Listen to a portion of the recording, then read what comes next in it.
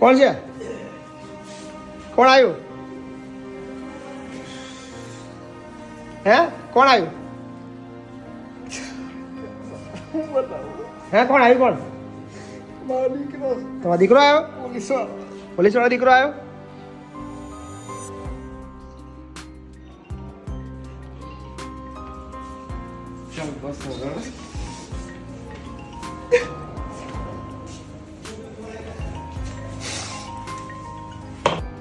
લાંબે આવી ગયો.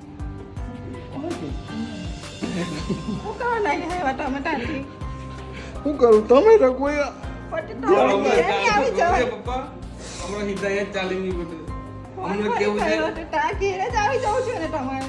આજોરી તમે આજોરી મને પૂછ્યું તમે કોઈ દિવસ કેટલી વાર તમને ફોન કર્યો તો ફોન જ નહીં લાગે. ટીડારે બી તમને ફોન કર્યો તો નહીં વાત કરી. કોનો ફોન આવે છે ને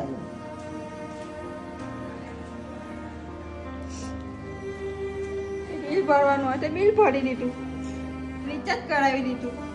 આ રિચાર્જ કર્યું એ મને બહુ મોટી રાહત થઈ. હજુ ચાલતું છે તારું એને જ કરાવી આપ્યું રિચાર્જ. કે મને કીધું કે ફોન નથી લાગતો એટલે રિચાર્જ પતી ગયો હોય. ચલો આવવાનું ને હું કમાવાનું મારી ઘેર આવવાનું કે તા બદલી કાઢું કા ચાલો ને ત્યાંથી કે પેલું ઘેર બદલી કાઢું બીજી જગ્યાએ લઈ લઈએ. લે ત્યાં તમને નહીં ગમે તો બીજી જગ્યાએ લઈએ.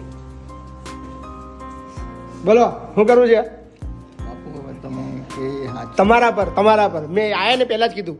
હું કહું જો એ કહેશે કે આવું છે તો તમને લઈ જવા હતા, એ ના પાડશે તો હું નહીં મોકલું. મેં પહેલા જ કીધું. મેં શું કીધું તમને? હા એ બી કહેશે કે જો તમે ખુશ રહેવા માંગતા હોય તો એ તમને મહિનાની અંદર 4 વાર મળવા આવવા તૈયાર છે. તમને અહીંયા ગમતું હોય એમનું કહેવાનું હેતુ એવું છે કે મારા પપ્પા જ્યાં બી રહે ખુશ રહે, મારા સાથે રહે તો બી ખુશ રહે, અહીં રહે તો બી ખુશ રહે. એમનો કહેવાનો હેતુ એ છે. એ તમને લેવા જ આવ્યા છે પણ એ લેતા પહેલાં બી એ તમને પૂછે કે તમારે ક્યાં રહેવું છે. તમને જે સારું લાગે એ કરવા તૈયાર છે છોકરો તમારો.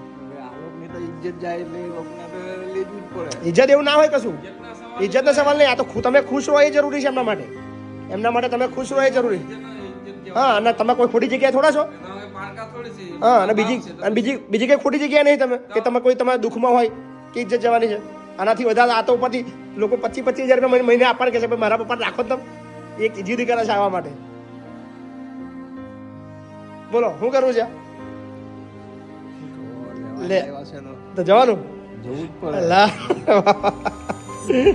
અરે મને પગે ના લાગો તમે.